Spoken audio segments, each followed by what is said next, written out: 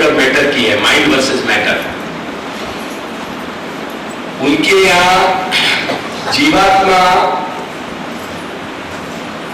को एक तरह जो कॉन्सेप्ट है वो माइंड का है। जैसे अपने यहां को जो न्याय दर्शन है, वह न्याय दर्शन में भी क्या है, न्याय दर्शन के कुछ और पास है, जब जब समय आएगा तब मैं और कुछ भी बताऊंगा। पर न्याय दर्शन की सबसे बड़ी उपलब्धि है वैशेषिक और न्याय की, कि जड़ और चेतन को, सेंशिएंट एंड नॉन सेंशिएंट को मैंने अलग कर दिया कैटेगरीज में। अपनी जो उनने बाकी विभाजन किए पदार्थों के, उन पदार्थ विभाजन में उन्होंने जड़ और चेतन को अलग किया, और उनको जो आत्मा तत्व है, आत्म तत्व, वो आत्म तत्व को जो परम या चरम स्वरूप है, वो एक तरह की यानी बौद्धिक विज्ञान रूपता, यानी जो अपन को जीवंत बोध हो रहे हो, वहां तक लाके उन्हें छोड़ दिया हुआ, या के बाद और कुछ खास विशेष विचार वो नहीं कर सके। तो बुद्धि जो विज्ञान रूप में, ऐसे ही कुछ बौद्ध दार्शनिकों ने भी ऐसे विचार किए हुए। तो विज्ञान रूप में बुद्धि को पहचान लो, और वह विज्ञान रूप से ही आत्मा को एक तरह से विज्ञान के रूप में समझ लेना। क्या है मेरी बात? एग्जैक्टली वहां तरह का कुछ जो दार्शनिक विचार है वो पश्चिमी जगत में चले, and finally it converted into the problem of mind and matter, mind versus matter. अब जब आधुनिक फिजिक्स को जब विकास भयो, तो ultimately matter was reduced into the electrical charges. तो वो परिस्थिति आने पे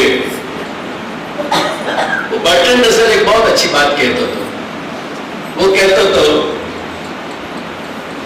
कि no matter never mind, never mind no matter. समझिए बात को। वो कहता था कि no matter never mind, never mind no matter. तो वहां परिस्थिति में ये चीज आ गई है। परमेश्वर वैज्ञानिकों से पूछ रहा था, क्या मैं आपकी कुछ सहायता कर सकता हूं? और वैज्ञानिक कहना चाहता है, धन्यवाद, हमारा स्वयंचालित ब्रह्मांड यंत्र ठीक से काम दे रहा।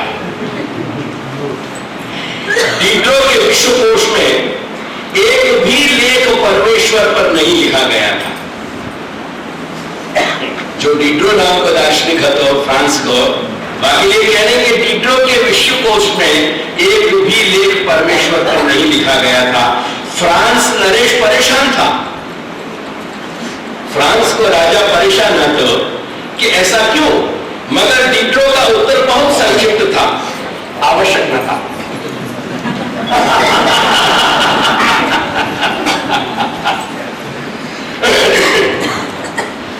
हम सभी इस निष्प्रयोजन चलते यंत्र पर सवार हो गए हैं। पता नहीं कहां जाना है, पता नहीं यह हमें कहां ले जा रहा है। तथ्य हमें केवल यही अवगत है कि यह स्वतः चल रहा है। निकट दूरी पर कहीं कोई टकराव नहीं, दुर्घटना की संभावना नहीं। सभी कुछ आसपास में स्वतः चालित यंत्र सा निश्चित नियमानुसार चल रहा है, क्योंकि चलना स्वभाव है। परंतु कहीं पहुंच गया तो रुक जाएगा, जीवन प्रणाली भी रुक जाएगी। रुक जाना इस स्वचालित यंत्र के सर्वनाश की निशानी होगी। आपके सारे आधुनिक समाज की यही स्थिति है। ये विश्व में जिन लोगों की गणना हो रही है, number 1, number 2, number 3, number 4, number 5, number 6, number 7 wealth है। इसको कोई पूछ के तो देखे कि ये वेल्थ को प्रयोजन क्या है। कोई अति समृद्ध व्यक्ति बताए कि क्या सोने के टुकड़े खा के बचाए जा सकेंगे। और ब्लेम उन पे नहीं है, अपन सब वही लाइन में खड़े थे। मोर और less the difference is only of the percentage, not of the issue. the subject itself. We all are, I mean wholeheartedly हम वो सब उनकी फिलोसॉफी को ही स्वीकार कर रहे हैं। फर्क क्वांटिटी का है, क्वालिटी को नहीं है। वो भी वही क्वालिटी के, हम भी अपन भी वही क्वालिटी के। फर्क क्वांटिटी में है कि कोई आदमी 100 करोड़ रुपया खर्च के अपनी पत्नी को एक एरोप्लेन भेज दे सके, हम शायद एक खिलौना भेज दे सके। फर्क एक तो कुछ फर्क नहीं, क्योंकि सब वही रैट रेस में भाग रहे हैं और कोई के पास यह बात तो सॉल्यूशन नहीं है कि आखिर में ये रैट रेस क्यों और कब तक और कहां तक। कारण क्या है? कारण यह कि हम खुद नहीं जानते कि ये कहां जा रही है सारी बात। एग्जैक्टली ऑटोमेशन की तरह सारी गति चल रही है। हमको यह भी मालूम नहीं है कि हम मूव हो रहे हैं वो अपने मोटिवेशन से हो रहे हैं या जस्ट एज पर फोर्स अपन मोटिवेट हो रहे हैं। Even that we do not. ये विडंबना है मानवीय समाज के आगे। आखिर ऐसे निरुद्देश्य भागते यंत्र में अपने प्रिय आदमी की संतति को उस परम दयालु ने क्यों बिठाया होगा? दुर्घटना की आशंका से त्रस्त मानवीय चेतना पूछना चाहती थी। दुर्घटना की आशंका के से त्रस्त मानवीय चेतना पूछना चाहती थी, मगर डार्विन ने बीच में ही टोक दिया। ईश्वर नहीं बिठाता, तुमने यंत्र में सवार बने रहने को दुर्धर्ष संघर्ष किया, तुमने संघर्ष ठाना, तुमने स्ट्रगल फॉर दी सर्वाइवल, वो दुर्धर्ष तुमने संघर्ष ठाना, तुम संघर्ष में विजयी हुए, तुम जीवित रहे। अतः तुम स्वयं बैठे हो, जो लड़ नहीं पाए वे जीत नहीं पाए, जो जीतते नहीं वे जीवित रहने के अधिकारी नहीं।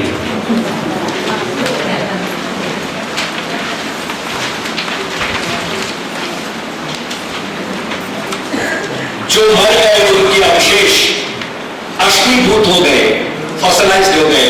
यदि भविष्य में कहीं कभी तुम भी हार जाओगे तो तुम्हारे अवशेष भी पथरा जाएंगे।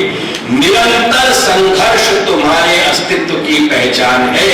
मनुष्य एक संघर्षशील पशु है, अतः उसका अस्तित्व है। मैं संघर्ष करता हूं, अतः मेरा अस्तित्व है।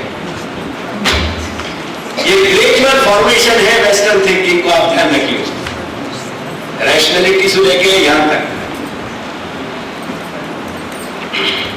स्ट्रगल फॉर सर्वाइवल, विकास और जीवन का रहस्य संघर्ष है। मानवीय अस्तित्व एक लंबे संघर्ष तंत्र का जड़ विकासवादी जाल निकला।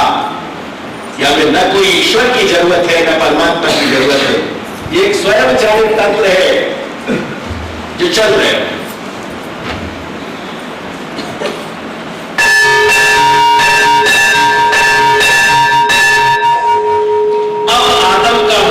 परमेश्वर नहीं था, क्योंकि क्रिश्चियनिटी के जो कॉन्सेप्ट्स आते वो ऑब्सोलीट हो गए, आउटडेटेड हो गए। अब आदम का मॉडल परमेश्वर नहीं था, किंतु वानर ही थोड़े से सीधे खड़े होकर चलने के प्रयत्न में नर बन गया।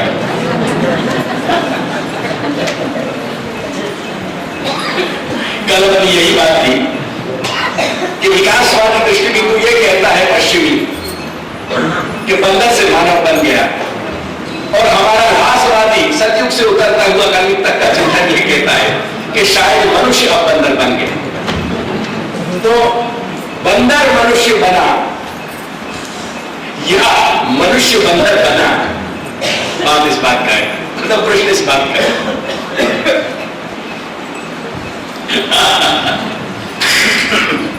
अब आदम का मॉडल परमेश्वर नहीं था, किंतु वानर ही थोड़े से सीधे खड़े होकर चलने के प्रयत्न में नर बन गया है। मनुष्य एक तार्किक पशु है का तर्क विकास के विविध क्रमों में न जाने कहां खो गया। मानवीय आत्मा की अमरता का चिन्ह धुंधला पड़ने लगा। अमर आत्मा मरने लगी। कोई बता भी न पाया कि अपने विकास क्रम में बंदर एस्ट्रोनॉमिकल पिथिकेंथ्रोपस और हिडनबर्ग में निएंडरथल, क्रोमैग्नस, सर्वप्रथम आत्मधारी वानर या नर कौन था?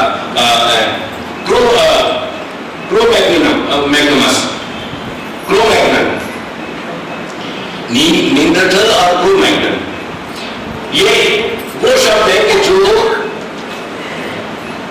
जहां से उनने एक यानी बंदर को होमो सैपियंस तक यानी मनुष्य तक के क्रम में विज्ञान ने किए हुए वाक्य ये यानी एस्ट्रोनोपिथिकेन, पिथकेंथ्रोपस, हीडलबर्ग मैन, नेंडरथल और क्रो-मैग्नन, ये क्रो-मैग्नन और क्रो-मैग्नन के बाद होमो सैपियंस और होमो सैपियंस के बाद मॉडर्न मैन, ये क्रम माने।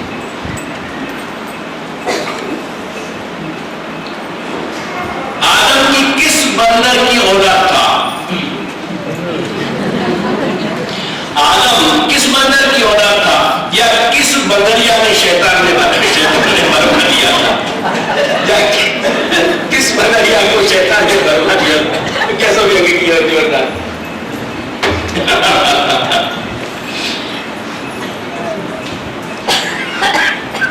आत्मधारी वानर या नर कौन था?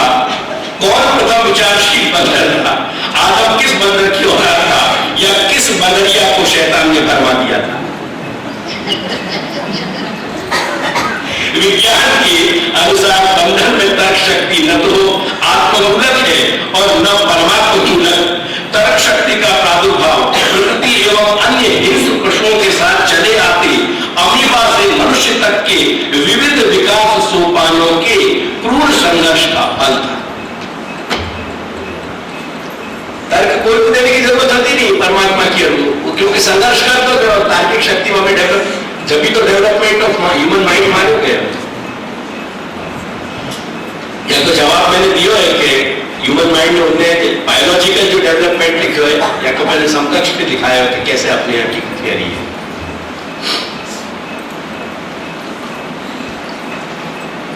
जिसे किसी एक आदम ने नहीं अपितु अनेक प्राणियों, अनेक वानरों की जातियों एवं अनेक प्राग ऐतिहासिक मानव समूहों ने खाया, वो क्रूर संघर्ष का फल ये ना। अमीबा से मनुष्य तक के विविध विकास सोपानों के क्रूर संघर्ष का फल था, जिसे किसी एक आदम ने नहीं अपितु अनेक प्राणियों, अनेक वानरों की जातियों एवं अनेक प्राग ऐतिहासिक मानव समूहों ने खाया। आत्मरक्षण के विविध उपायों को खोजने का तर्क मानवेतर प्राणियों में भी चलता ही रहा है। पशुओं में इस तरह ब्रह्मांड में केवल मनुष्य ही सामाजिक प्राणी है, ब्रह्मांड में केवल मनुष्य ही विचारशील प्राणी है, ब्रह्मांड में केवल मनुष्य ही पापशील प्राणी है, ब्रह्मांड में केवल मनुष्य ही संदेहशील प्राणी है। ये सब स्वतः चालित ब्रह्मांड की यंत्रवादी व्याख्या के अनुसार तथा जीवनार्थ संघर्ष स्ट्रगल फॉर सर्वाइवल के क्रूर विकासवादी नियमों के अनुसार मानवीय चेतना या अस्तित्व का बोध इस निरुद्देश्य भागते हुए यंत्र पर अधिकाधिक अधिकार कंट्रोल प्राप्त करने या प्रकृति के साथ संघर्षरत रहने में ही निहित होने लगा। मनुष्य नेचर पे कैसे विजय प्राप्त कर सके, यही स्ट्रगल चल रही है तुम्हारी वर्तमान। समूचा वैज्ञानिक विकास प्रकृति के बारे में रहे इस हीन भाव और निष्प्रयोजन जड़ प्राकृतिक नियमों को अपने वश में लाने की एक यौद्धिक महत्वाकांक्षा में रहा हुआ है। न्यूटन और डार्विन के सिद्धांतों ने जगत और जगदीश का भेद तो मिटाया, पर जो स्वरूप जगदीश का उन्हें विरासत में मिला था वह जगदीश के बजाय जगत के बारे में माना जाने लगा। अब उनके जगदीश, उनको यहाँ उनके लिए जगदीश जगदीश की जगह न रह गए, जगत बन गया, क्योंकि जगत की सत्यता उनके लिए ज्यादा है। विद्रोहवाद जैसे ईश्वर के प्रति मानव के चले आ रहे हैं, विद्रोहवाद जैसे ईश्वर के प्रति मानव के चले आ रहे विद्रोह भाव में मानव का अस्तित्व खोजता रहा, ठीक उसी तरह यहाँ अब हम इस निष्प्रयोजन ब्रह्मांड के क्रूर एवं जड़ नियमों के साथ मानवीय चेतना में छिपे संघर्ष भाव में अपना अस्तित्व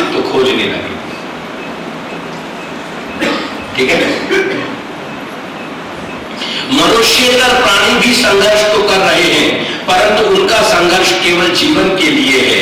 वह एक प्रतिरक्षात्मक यानी डिफेंसिव संघर्ष है, जबकि डार्विन के विकासवाद ने एक नवीन आशा हमें प्रदान की कि प्रकृति के साथ मनुष्य का संघर्ष अब आक्रामक है, ऑफेंसिव है, ऑफेंसिव स्तर पर पहुंच गया है। अतः अब केवल जीवन के लिए नहीं, अपितु जड़ प्रकृति पर विजय प्राप्त करने के लिए संघर्ष होना है। मनुष्येतर प्राणियों पर एक वानर समूह की विजय के इतिहास ने प्रकृति पर भी विजय प्राप्त करने की उद्दाम भावना से वैज्ञानिकों को भर दिया। क्या है? अब यह संघर्ष एक निर्णायक मोड़ पर आ चुका है। यदि इस स्वचालित ब्रह्मांड यंत्र को मनुष्य अपने काबू में न ला पाया तो वह मनुष्य को खत्म कर देगा। न्यूटन और डार्विन का ब्रह्मांड परंतु बहुत छोटा था और आदमी अपनी कल्पना की दौड़ में विजयी होने के अदम्य उत्साह से भरा हुआ था। उसने अपना मोर्चा साधा। पृथ्वी के इस सुरक्षित किले में ऊंची पहाड़ियों की चोटियों पर उसने भीमकाय दूरवीक्षण यंत्र बैठाए।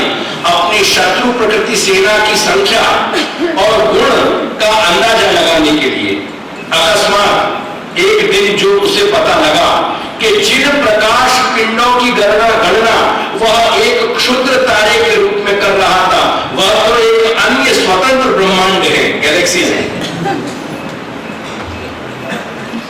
वह तो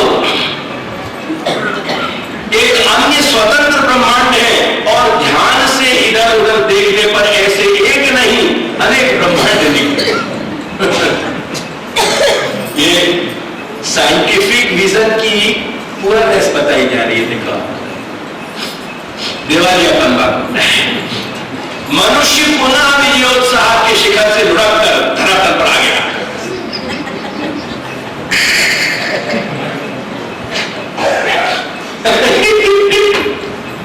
मनुष्य पुनः विजयोत्साह के शिखर से लुढ़क कर धरातल पर आ गया।